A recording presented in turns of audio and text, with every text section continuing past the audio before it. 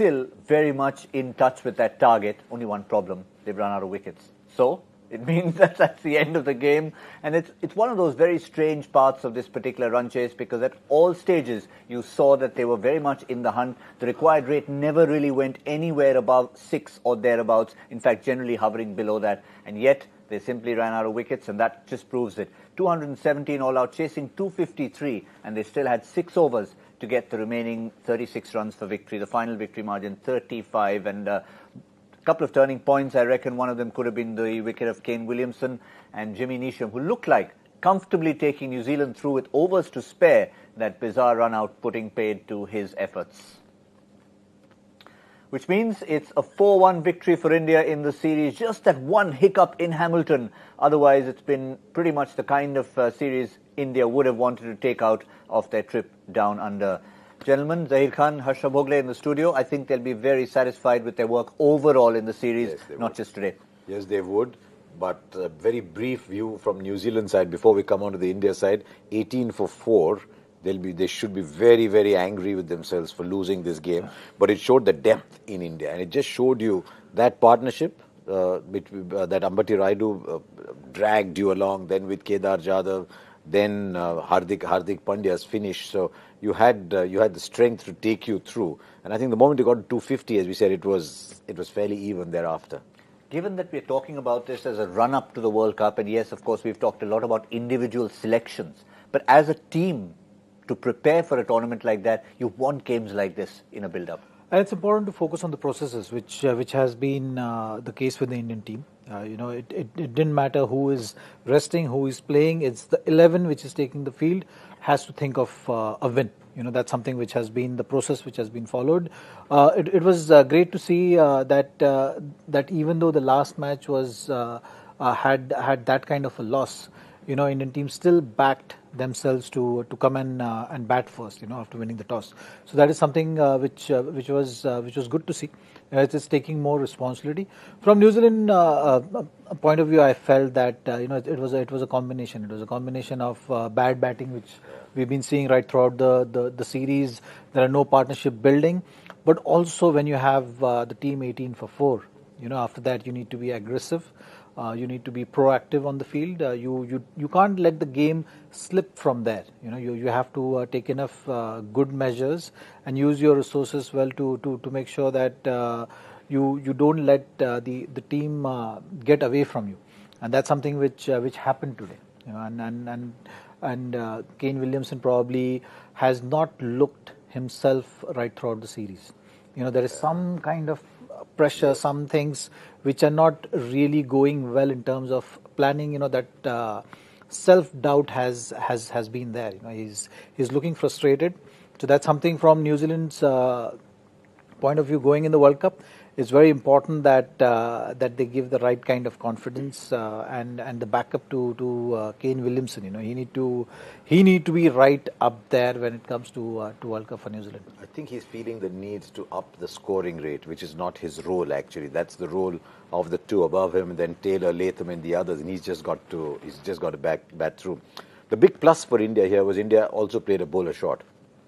Normally Hardik Pandya is 5th, and then you have Jadhav and someone helping along. Pandya played as the 4th, and you wanted 10 out of Jadhav and Vijay Shankar, who, come to think of it, Vijay Shankar had a very good game too. I think he's done his chances no harm. It was a very, very good, high-quality innings that he played. Then he was helped by the fact that Shami took those 2 wickets, but he still bowled at under 5 and over, those 4 overs. He's plus in the field. So India played a bowler short, in a sense, through responsibility on Chahal and Pandya. And they came good as well. Pandya's 250 looks bad because of the last over where he conceded a couple of sixes. But he's done everything asked of him. And even though New Zealand didn't bat their 50 overs, you had the 5th bowler already having bowled 11 overs in their quota. So in that sense... There's something about that Jadhav. I mean, every time I see Kedar Jadhav bowl, I think it can't last. And I think, no, they'll start. I mean, Australia found a way of playing him. They just sat back in the crease and started hitting to cow corner of the back foot. You think... At some point, they'll figure out Kedar Jadhav. Now, he's been doing this for well over a year now, and he's still giving you today what? He bowled 7 overs today? Yeah, he bowled 7 overs, 1 for 34, which means in terms of economy rate, he's par, and he's given you a wicket. What more do you want from the fifth bowler? I reckon it's the cup of tea that you need. You need to have a sip of cup of tea while the ball's coming. You have enough time to wait for it, and then sit back and wait and hit it at the right time. Maybe boredom. All these overseas teams was called Rajat Bhatia and play him in the nets. Just keep playing Rajat Bhatia. But Jadhav is getting smarter. Yeah. He's getting confident. Yeah, he's enjoying that responsibility.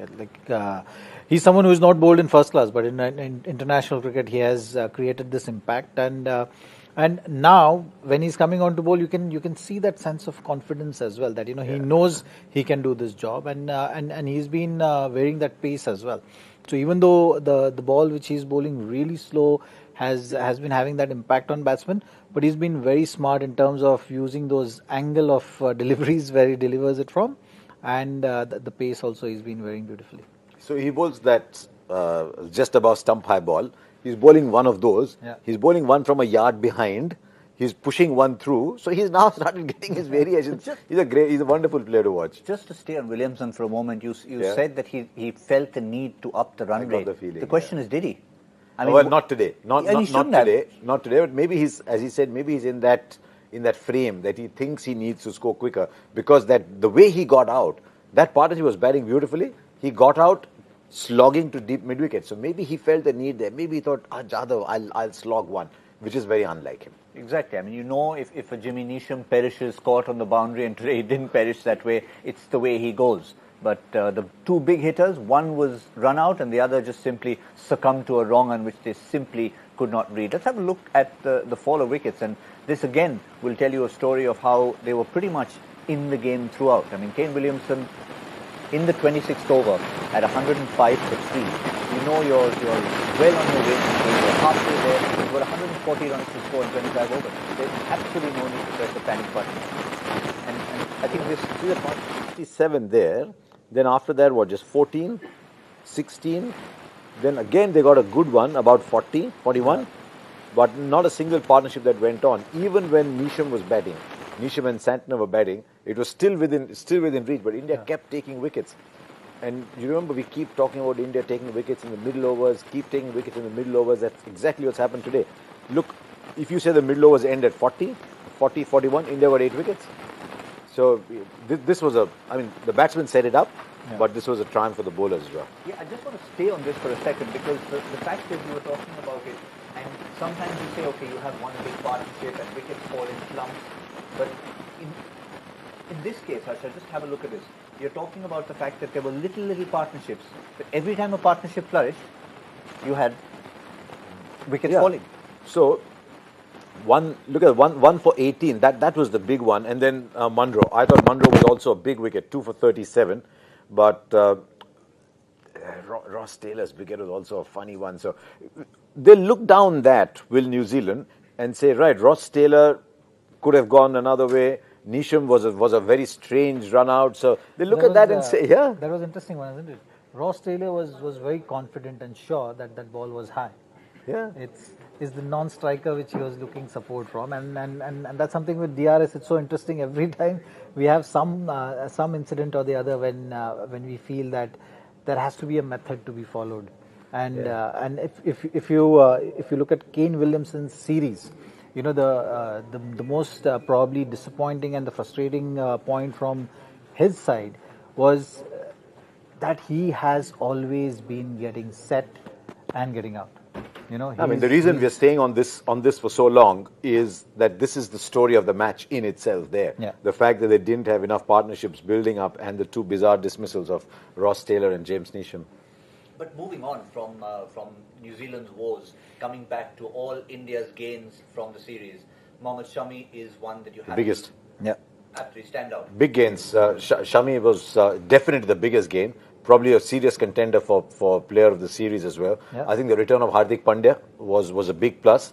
The return of Chahal, in a sense, the return. I mean, it's not that he was out for too long, but Chahal coming back and picking up the wickets was a big plus. So I think India looked back at this series. The biggest, as I said, was Shami, because your third seamer now, not third as in ranking 1, 2, 3, but 3 seamers out of 3 because the other 2 had locked their place. Was a big plus. So India's going to look back at the series and say, you know what? I think we gave a ticket to Shami. we are very happy with Chahal and Hardik coming back. Hardik, there was that question mark, remember, on where that issue is going to go. We gave a ticket to Ambati Rayudu, and we've got a serious option in Vijay Shankar there as well. So lots to learn and lots of positives in this series. And the one thing that you kept harping on about for the first 5 matches is, of course, the taking 2 wickets in the first 10 overs, which India have done consistently in 2019, and pretty much everywhere Shami has been the leader. Yeah, consistency has been superb, and that's something which is very important. We've always been talking about setting that tone. You know, we've got plenty of examples, and more we talk about, you know, be it batting or bowling. More often than not, you will have below par scores when you have those first 2 wickets taken in the first 10 overs, and that's something which is very important. You've seen it with batting as well. You know, every time you have 2 or 3 wickets down, how much effort and energy is required to get a team to a winnings total like today. Similarly with bowling, if you don't take that wicket, the point which you were mentioning, Harsha, earlier was to get Vijay Shankar bowling there. So your fifth bowler gets that comfort zone of bowling those 3-4 overs. When there are 2 wickets down, there is a build-up phase of the opposition which you can really capitalize on. Imagine if it's no loss for 30 runs also can create a huge pressure on the fifth bowler which is coming. The other thing is they've not got those wickets logging except for one game where it was 63 for 2. In every game it's been around 4 and over. That means that 63 was that 120 run over, which was an anomaly. Yeah. So there's 120 run over, correct? Yeah. But so again, But again, I mean, coming to that, let's also remind ourselves that these last few performances where India have got 2 wickets up front have been minus Jasprit Bumrah. Yes. So he's going to be the addition to the side. But you know, the interesting one is, it's easy to say minus Jasprit Bumrah. But if Bumrah had been available, whose place would he have taken? Yeah, because Bhuvneshwar would have been in the side anyway. Bumrah would have taken Shami's place. And Shami has done everything that a Bumrah would have done. You look at those figures and you say, would you have been happy if those had belonged to Jasprit Bumrah? You would have said, I would have been very happy if those had belonged to Jasprit Bumrah. So Shami has done everything that Bumrah would have done. See, what's happening right now is because of these figures and because of emergence of Shami as well. Again, you know, he's been out of the team for a while now, and because he's taking wickets consistently now, there might be some kind of discussion around what's going to happen when Bumrah is back. You know, whether you're going to, and Simon Doull has been talking about it. Yes. You know, Shami has been pushing Bhuvneshwar a lot, because if it comes to importance of wicket and creating that platform, you might in some games think that okay, we can go a little batting light, you know, back our 7 batters and then bring in Shami in place of Bhuvneshwar. The attacking wicket taker in Zach post retirement has not gone because he keeps coming back. But it's such a delicious thought.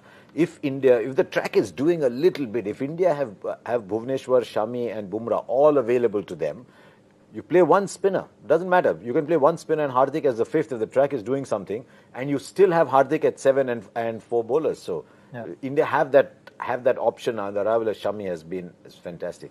And of course, when it comes to player of the match, we did have a couple of contenders. We chatted about Hardik Pandya being a possible contender, but it has gone to Ambati Rayudu. So it's been nicely divided between batsmen and bowlers as far as the 5 matches go. This is probably the most important innings of his career in some ways.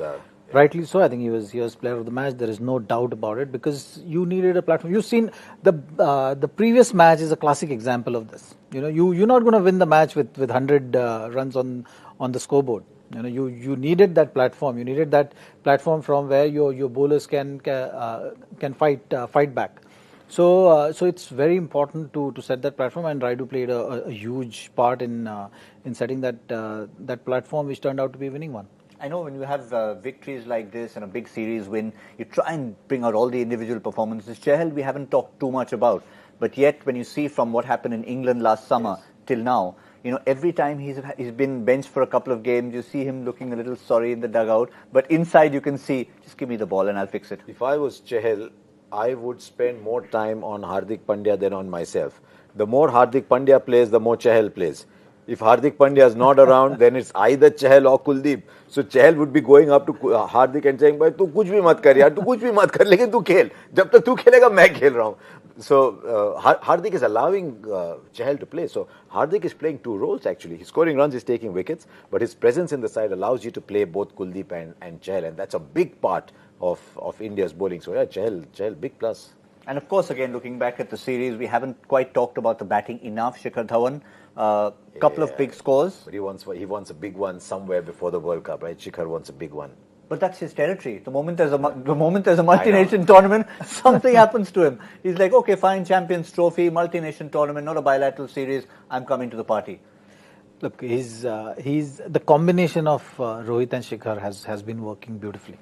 You know, Shikhar, you might see him getting out playing that shot which you saw today, but that's something which puts Rohit Sharma into his comfort zone. You know, he can take his time. So that's something which the batting styles of those two complement each other. And from that point of view, I think for batsmen it's always about going back in that zone and having such a wonderful record in England especially. You know, Shikhar will be just waiting to go back into that zone. You know, with certain players, we've seen on certain grounds, certain stadiums, they go back to, and suddenly it doesn't matter what kind of numbers they have leading up to that particular match. You know, so that's something which Shikhar will surely be looking forward to. Player of the match, of course, and long expected lines. Player of the series as well. Delighted that it's gone to a bowler, Mohammad Shami. Again, so look at that side. Both of you, of course. Yeah. I mean, that's the... No, but we keep saying what a big plus Shami was. Remember 2015 World Cup, he really bowled well. Yeah. So it's not that he couldn't. He really bowled well in the 2015 World Cup. So that's a plus. I mean, I enjoy. When Shami is bowling well, you just enjoy watching him bowl because he's got both ways movement. He nips it back off the deck and he bowls a very good Yorker and bouncer. So he's got everything. And without playing 5 games.